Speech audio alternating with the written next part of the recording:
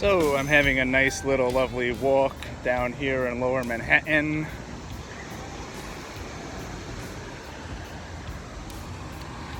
Got a little something I want to share with you today. Themes and variations. Themes and variations. Let me tell you a quick story. Once upon a time, there was a guy named Dan from Guitar From The Heart. But this was before he was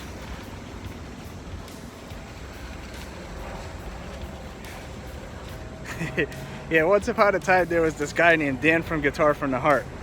But before he did Guitar From The Heart, he went to college. And he learned a lot of stuff that proved to be useless for his life.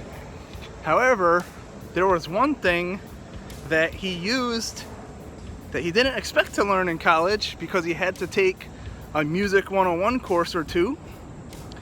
It's actually, he did Music 101, which was like music theory. And then he did, I guess, Music 200 or however you call it. And that was the history of music. Now, the course on the history of music proved to be quite useful because you see, he had to learn about how music went through its various stages, all the way from like, it was Western music, by the way, but all the way from like the monks and how they sang, the different modes and blah, blah, blah. And it didn't have a lot of music theory, but I had to listen to a lot of different classical musics and things like this, and I fell in love with a lot of that music actually. But here's the thing. One thing that I found particularly useful was this thing called themes and variation, which was a style, and I don't remember this. You can look it up. But it's something called themes and variations that was created maybe in the Baroque period, something like that. I don't know. I'm bad at history. But I noticed, since I was already a guitar player, let's see, I was about 18, 19 at this point. I had been playing for 2 or 3 years. I was already getting into lead guitar. And so I noticed a lot of cool stuff that they did back then on violins and whatnot that I really thought was cool. And one of them was this themes and variation thing.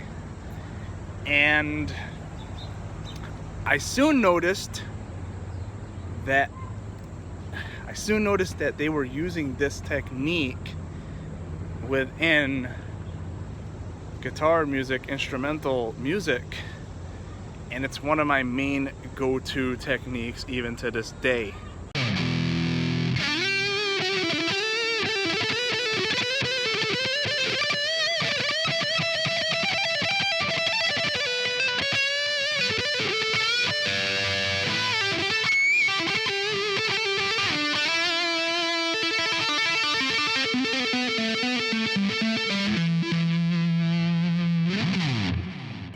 I really love using the themes and variation method, and basically it goes like this.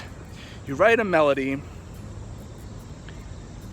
just a straight melody, not no frills, no tons of techniques and bends and slides and vibratos and all of this, none of that, just regular old, the sweet melody, the sweet notes, the basis of the song.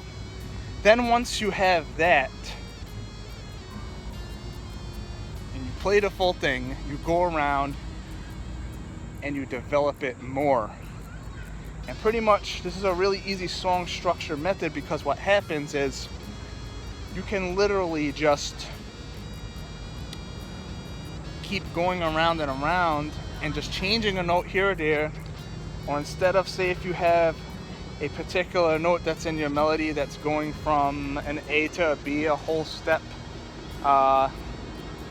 whatever one, it's a whole step from one note to the other. Instead of just playing the one note and then playing the other note, the second time around maybe you slide up to that note. Maybe the third time around you bend up to that note. And as the song progresses and you want to create more momentum and really drive the melody home, you could come back and even take up the whole melody an octave and do various derivatives of this. This is a really powerful technique. I wanted to introduce the concept, just talking about it and talking about, well, my history with it, because I feel like it's that important. I'm going to do a follow-up video where I go into the studio and I actually show you, why not? We'll write a song together using the themes and variation. Most of my stuff that I write actually has this format. That's how fond of it I am in terms of how I develop my music that I write melodically. Anyway, themes and variation. Go look it up, check it out. Check out I don't have the names of the classical musics and whatnot. There's one thing that's coming to mind that I really liked. It's called Smetana, the Moldau, which means the river in like Dutch or something. And I'll put a link to it below so you can check it out.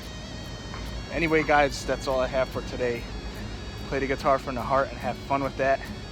Write a melody, mix up that melody, change it little by little.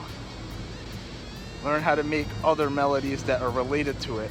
Themes and variations, very powerful technique. I'll see you next time.